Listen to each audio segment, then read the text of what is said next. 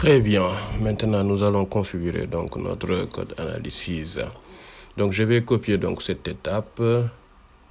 OK. Voilà, je le colle ici.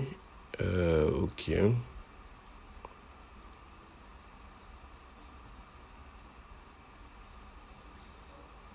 Donc, le sonar serveur, c'est le nom que nous avions donc choisi donc dans notre Jenkins. Donc, si vous allez donc dans Jenkins,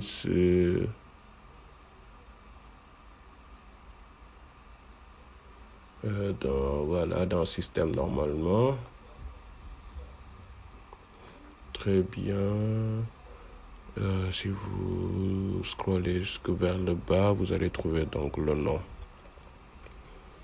Très bien, bah voilà, moi j'avais même fait une erreur, c'est serveur en anglais. Ok, sonar serveur, très bien. Donc je copie le nom et j'enregistre donc tout ça. Donc je vais vérifier que c'est la même chose donc dans mon Jenkins file, le fichier texte. De plus, je vais m'assurer que l'outil donc Sonar Scanner est utilisé. Donc je vais créer donc une variable. Je peux créer donc la variable donc au niveau global ou ici dans les environnements et je peux lui donner, je peux la donner ou la créer au niveau donc de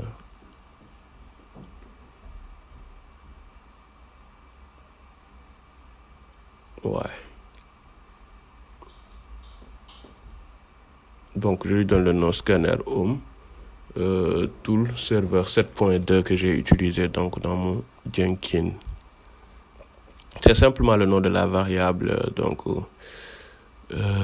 qui est entre guillemets, donc Sonar 7.2, c'est le nom de l'outil que j'avais enregistré donc dans Jenkins. Si vous allez donc dans Tools, normalement, alors, tac,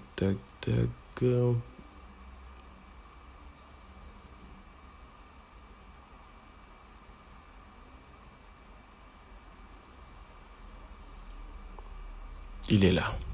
Sonar 7.2 dans installation Sonar Scanner, c'était bien.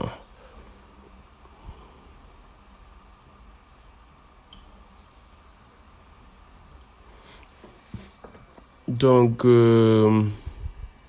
la commande shell est donnée donc pour exécuter donc la commande Maven et puis lancer donc Sonar. Mais nous allons exécuter donc le scanner via l'interface donc de ligne de commande. Cela va nous donner donc une interface donc de ligne de commande. Nous allons placer donc la commande ici. Donc je vais supprimer ça. Si vous souhaitez utiliser donc les commandes multilignes au lieu d'utiliser donc des codes simples, vous devez utiliser donc les triples guillemets. Je peux dire guillemets ou bien je sais pas. Les triples guillemets, voilà. Au total donc j'ai 6 triplés. J'ai 6 triplés, 3 codes simples au début, puis 3 codes simples à la fin. Donc, entre les lignes, vous pouvez utiliser donc les commandes donc multilignes en fait. Nous avons déjà donc comme la commande Sonar utilisée donc dans notre projet pour analyser donc le code de view profile. Ça, on l'avait déjà fait. Donc, le Sonar Scanner, il va le prendre et puis le scan. Le project key, je lui ai donné le nom, donc vProfile. Le project name, vProfile aussi.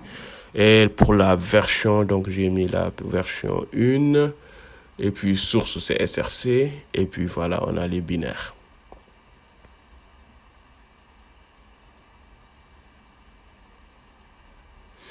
Il s'agit donc du binaire Sonar Scanner auquel donc on doit ajouter donc quelques options en commençant donc par le Sonar Key Project et puis c'est le nom qui s'affichera donc dans notre tableau de bord. Dans le target, nous avons utilisé donc checkstyle result.xml. On le verra après.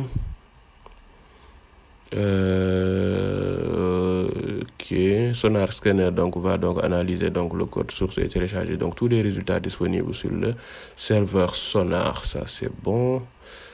Nous n'avons pas besoin donc de mémoriser tout cela. Comme je l'ai montré, donc vous pouvez aller donc sur ChatGPT, Grok ou tout ce que vous voulez écrire, effectuer donc les modifications et faire des tests.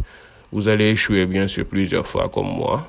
Et puis, comment dirais-je, vous finirez par vous trouver le bon. Il est temps donc de tester donc notre code. Je le copie tout. Je suis allé donc dans le tableau de bord. J'ai créé une nouvelle tâche que j'ai appelée analyse de code T3. Et puis description, je mets la description.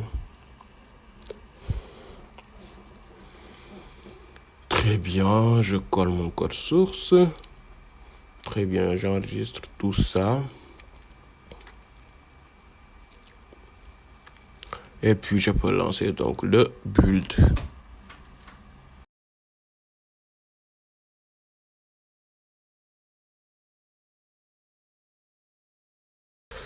Ok, c'est en cours. Très bien. Donc, si vous cliquez donc sur le output, très bien.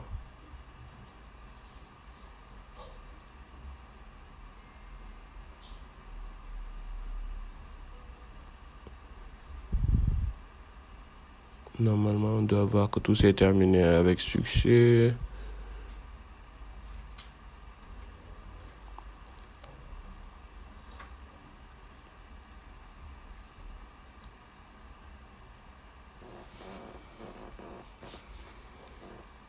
Voilà, success, build success, ça c'est très bien.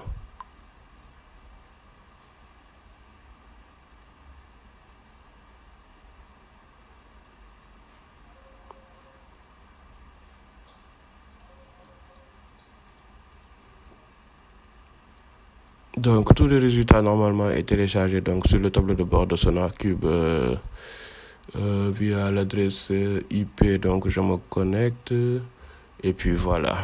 On peut simplement donc accéder directement au serveur SonarCube ici. Donc, on a donc vProfile. Vous voyez, donc c'est la clé du projet que nous avions donné, le nom du projet vFile. Donc, le dépôt qui est nommé vProfile a été créé. Si vous cliquez dessus, vous avez donc une trentaine de bugs et beaucoup d'autres choses qui dépassent donc le cas de notre projet. Donc voilà, tout est réussi, vous avez toutes les conditions sont remplies. Et comment sait-il que c'est bon? Eh bien, il utilise ce qu'on appelle les Quality Gates que nous allons voir bientôt. Donc sur cette base, nous disons que tout va bien et puis nous allons installer nos propres Quality Gates pour comprendre pourquoi tout est passé, pourquoi tout est bon en fait. Voilà. Donc on a 30 bugs, malgré ça, il passe. Voilà, on va voir ça, ce qu'on appelle donc les Quality Gates qui permettent de mettre des nombres limités de bugs. Et s'il les a, ça passe. S'il les a pas, il les met à failed. Voilà, c'est tout pour cette vidéo. On va voir les Quality Gates. C'est parti.